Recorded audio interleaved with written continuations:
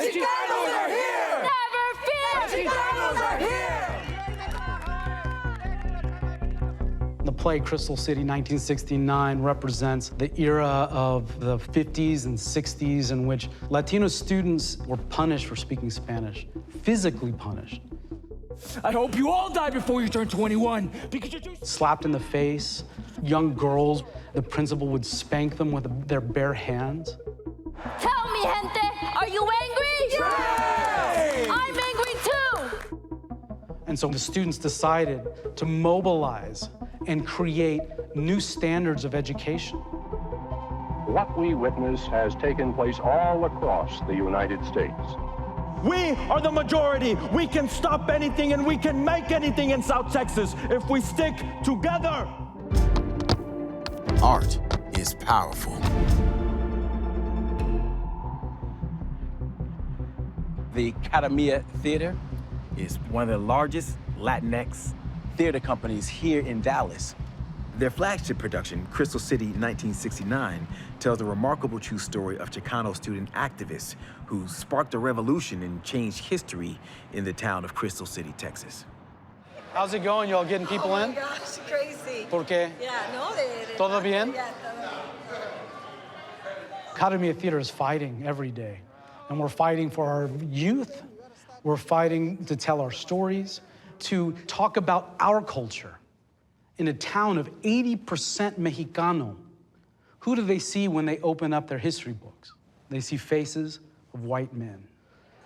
So our plays begin to reveal these Latino experiences on stage.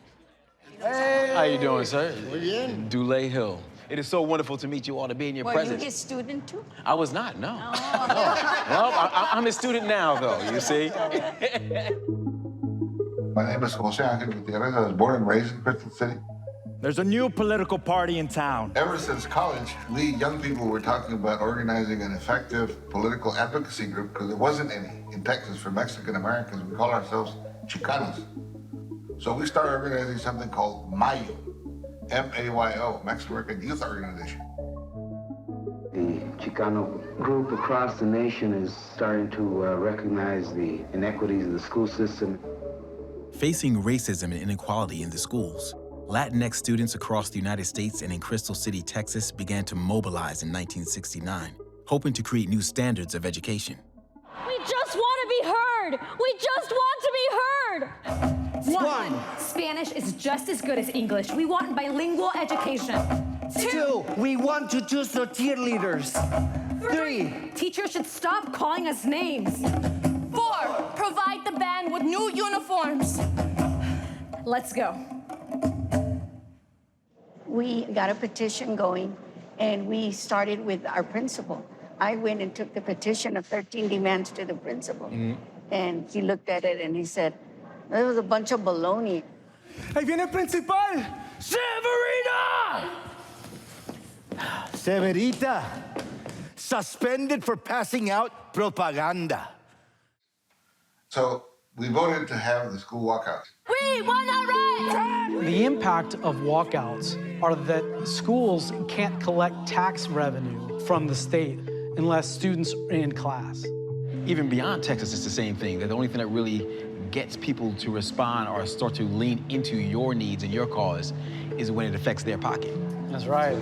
That is one thing that white people in Crystal City understand, it's money. We're losing money here, sir. We're reporting more and more absences every day. Our deficit is growing. Well, I won't be sitting around and negotiate with these bunch of teenagers who broke the rules. I was the one that came as the lead organizer and recruited these folks. She was 17, he was 16, and I was 15. You were only like 22 years old. He was our mentor. He helped us learn. And they were very smart. They were sending out press releases around the country. They were writing letters, letting congressmen know, senators know about this. So the longer it went, the worse it got for them. And we also sent them out to register voters in the surrounding communities. So they had pressure from all over. And then these three were sent to Washington, D.C. And they raised all kinds of holy hell in Washington, D.C. About what was going on in Crystal City. So you had the feds, the other communities and the state agency telling our local gringos, settle this damn thing, this is getting out of hand. These kids received a hero's welcome when they returned from Washington, D.C. Nos aventamos, gente! All eyes were on Crystal City. The nation was watching. At a certain point of the walkout, these teenagers started persuading their parents to run for office. If you don't run, we'd have the same gringo run board, and if you don't win, all those kids will flunk. And by the time of the elections, Mexicanos took over the town, and Spanish was required to be spoken, read, and written from kindergarten to 12th grade.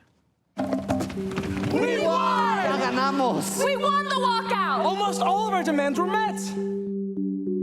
Theater connects to activism because the audience can experience the stories and the circumstances that they may not have lived through. I think Kadamia and David have married activism with their art. And they are definitely showing the next generation how you can be passionate in your art and be passionate about your community and make a difference.